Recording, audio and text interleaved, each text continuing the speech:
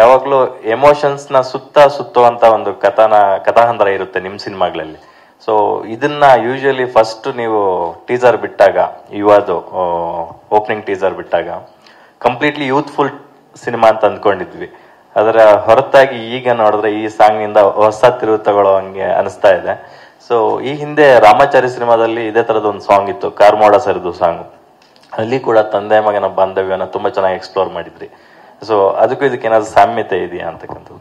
ಸಾಮ್ಯತೆ ಇಲ್ಲ, ಅದು ರಾಮಾಚಾರ್ಯಲ್ಲಿ ಹೇಳಿದ್ದು ಬೇರೆ ಎಮೋಷನ್. ಇದು ಒಂದು ಫಾದರ್ ಸನ್ ಲವ್ ಸ್ಟೋರಿ ಅನ್ಬೋದು ನೀವು ಯುವನ. ಅಂದ್ರೆ ಅಷ್ಟು ಮಿಸ್ಅಂಡರ್ಸ್ಟ್ಯಾಂಡಿಂಗ್ಸ್ ಇರ್ತವೆ, ಅಷ್ಟು ಜಗಳಗಳಿರ್ತವೆ, ಮತ್ತು ಅಷ್ಟೇ ದೊಡ್ಡ ಬಾಂಡ್ ಅದರಿಂದ ಬೆಳೆದಿದೆ. ಸೊ ಅದೊಂದು ನ್ಯೂ ಏಜ್ ಫಾದರ್ ಸನ್ ಕಥೆ ಇದು. ಸೊ ನಾವು ಫಸ್ಟ್ ಹಾಫ್ ನ ಡಿಸೈನ್ ಮಾಡಿರೋ ರೀತಿ ಯೂತ್ ಡ್ರಿವನ್. ನೀವು ನೋಡಿದಂಗೆ ಮುಂದೆ ಹಿಂದಿನ 2 ಹಾಡುಗಳು ಬಂತಲ್ಲ, ಟೀಸರ್ ಬಂತಲ್ಲ, ಆ ಥರದ್ದು ಟ್ರೈಲರ್ ಬಂದಾಗ ನಿಮ್ಗೆ ಅರ್ಥ ಆಗ್ಬಿಡತ್ತೆ. ಇದು ಒಂದು ನಮಗೆ ಜಗತ್ತಿಗೆ ಪರಿಚಯಿಸೋ ತಾಯಿ, ಬದುಕಿಗೆ ಪರಿಚಯಿಸೋ ತಂದೆ.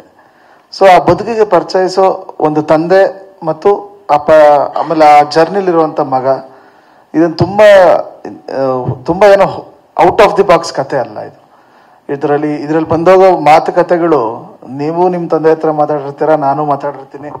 ಆ ಥರದ್ದೊಂದು ಸಿನಿಮಾ ಯುವ.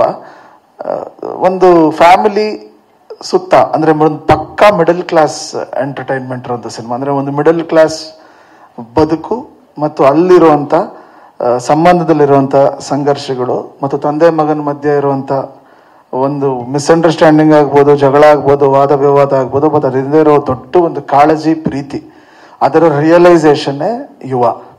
ಸೊ ಅದನ್ನ ಈ ಹಾಡು ಸಿನಿಮಾದ ಬಹಳ ಕ್ರೂಷಲ್ ಹಾಡು.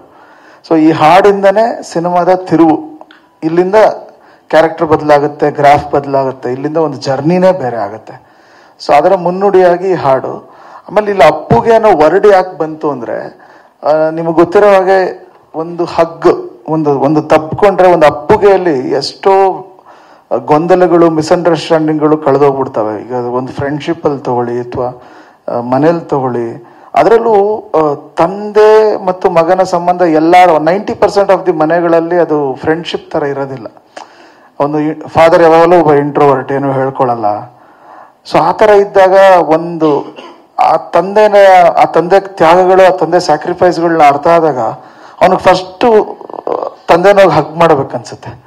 ಈಗ ನಮ್ಗೂ ಅಷ್ಟೇ, ಯಾವ್ದೋ ಒಂದು ಮಾತೇನೋ ಅಂದ್ಬಿಟ್ಟಿರ್ತೀವಿ ಅಥವಾ ತಲೆಲೇನೋ ಅದೇ ಓಡ್ತಾ ಇರುತ್ತೆ. ಇಲ್ಲ ನಾವು ಮದುವೆ ಆಗಿ ಅಪ್ಪಂದ್ರಾದ್ಮೇಲೆ ನಮಗದು ರಿಯಲೈಸ್ ಆಗುತ್ತೆ. ಸೊ ಆ ತರ ತಂದೆ ನೆನಪಾದಾಗ ಫಸ್ಟ್ ಅನ್ಸೋದು ಒಂದು ಹಗ್ ಕೊಡ್ಬೇಕು ಅಂತ. ಸೊ ಒಂದು ಅಪ್ಪುಗೆ ಅಷ್ಟು ಮುಖ್ಯ ಒಂದು ಸಂಬಂಧದಲ್ಲಿ ಒಂದು ಹಗ್. ಸೊ ಆ ಒಂದು ಹುಕ್ವರ್ಡ್ ಸಿಕ್ಕಿದಾಗ ನನಗೆ ಇನ್ನೊಂದು ತುಂಬಾ ಕಾಡಿದ್ದು ಅನದರ್ ಡೈಮೆನ್ಷನ್ ಅಂದ್ರೆ ಅಪ್ಪು ಸರ್.